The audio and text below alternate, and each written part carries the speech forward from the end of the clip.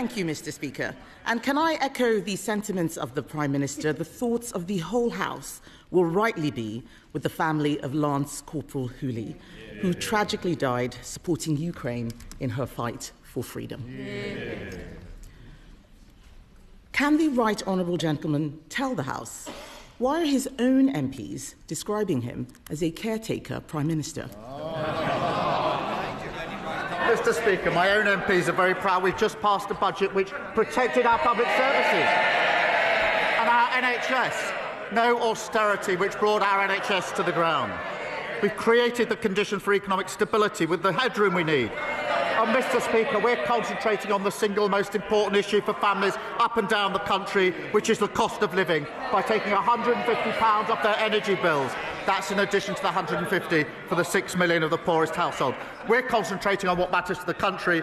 She's trying to save her job. Mr. Speaker, let me answer the question for the Prime Minister. He's being called a caretaker because everyone can see that he's lost control of his party. And this lot, they're all so busy trying to replace him. Order. Sorry? Can I just say the same people are making the same noises they made last week. I did say last week it wasn't the right time. I wouldn't do it this week. So please, let's not carry on with the way we left it last week. Kemi Badenoch. Mr. Speaker, they can make as much noise as they like. We all know that this lot are so busy trying to replace him that they've taken their eyes off the ball.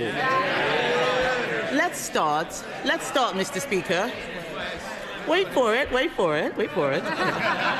start with the Energy Secretary, who wants to recycle himself as leader.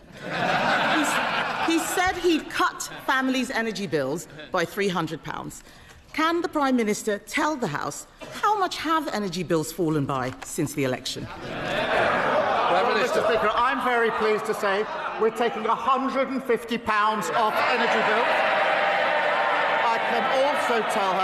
I can also tell her that that's on top of the £150 we've taken off last year for the 3 million poorest families, now for 6 million poorest families. Mr. Speaker, she talks about leaving. The problem for us, last week, Order. Mr. May, I've told this side. I'll now tell this side. We don't need the pantomime auditions anymore. Please. Mr. Speaker, last week I pointed out that 3 of her ex-MPs went to reform. That included the former Deputy Chairman, Jonathan Gullis. He liked to think of himself as a straight talker. He said they're finished and they've lost the trust of the British people. In total, Mr. Speaker, 21 ex-Tory MPs have now left for reform. The real question, Mr. Speaker, is who's next? We can all see the Shadow Justice Secretary twitching after his come and get me plea from the member of Clacton. Mr. Speaker, we need no lessons from them. Mr. Speaker, I asked him about energy bills. You could power the national grid on all of that hot air. He promised to cut energy bills by £300. Energy bills have risen by £187. But let's look at someone else who's making a mess.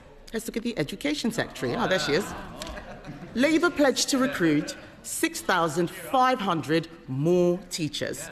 So can the Prime Minister tell the House how many extra teachers are there since she became Education Secretary?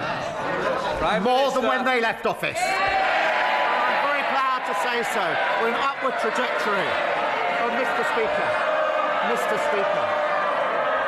they left our health service on its knees. They left our schools in a mess. They left our economy absolutely broken. They should be utterly ashamed of their record in service. Wrong.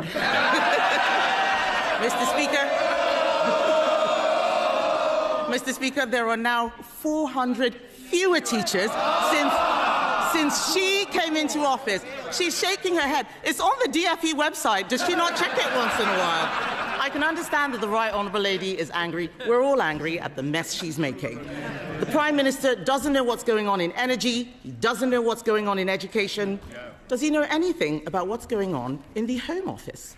Last year, the Prime Minister promised to recruit 13,000 more police officers. How's that going?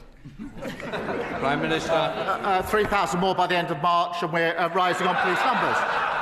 Mr. Speaker, they left the Home Office. The criminal justice system is utterly broken. Sir Brian Leveson has said on that. They lost control of our borders. They lost control of every single department. And she's obviously spent the morning rehearsing for the Liz Truss show. She's probably going to be the guest star next week. Both of them talking about how Liz Truss was 100% right. But what Liz Truss said was the Conservatives need to take... No, they don't want to hear it. The Conservatives need to take responsibility. The Conservatives need to take responsibility for their 14 years of failure. That was Liz Truss, their former leader. So perhaps she'll heed that, get up and say sorry.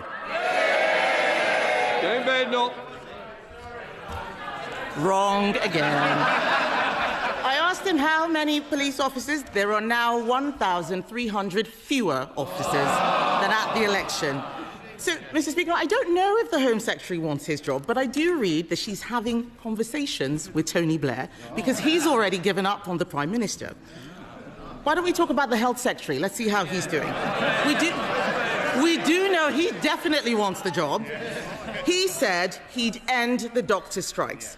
So can the Prime Minister tell the House how many appointments have been lost to strike action since last July?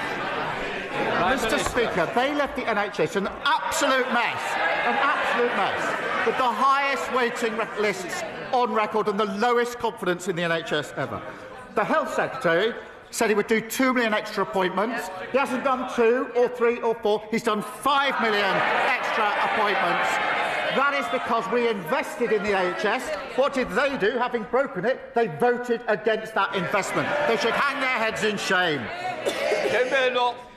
Mr. Speaker, I asked him how many appointments have been lost to strike action. He doesn't know. Let me tell him.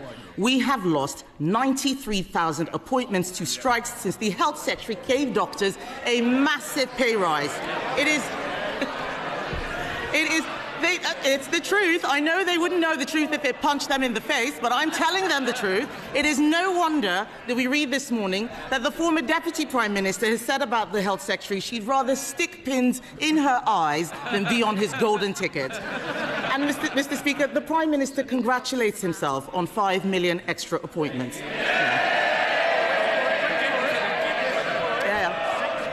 In our last year of office, we delivered 6.5 million extra appointments. Under Labour, Mr. Speaker, everything is getting worse. Jobs, bills, police numbers, teacher numbers, everything is getting worse. The Cabinet should be doing their own jobs. What are they doing? They're trying to compete for the caretaker's job.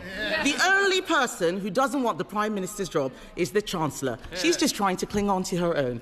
Isn't it time, Mr. Speaker, that the Prime Minister admits that Labour isn't working?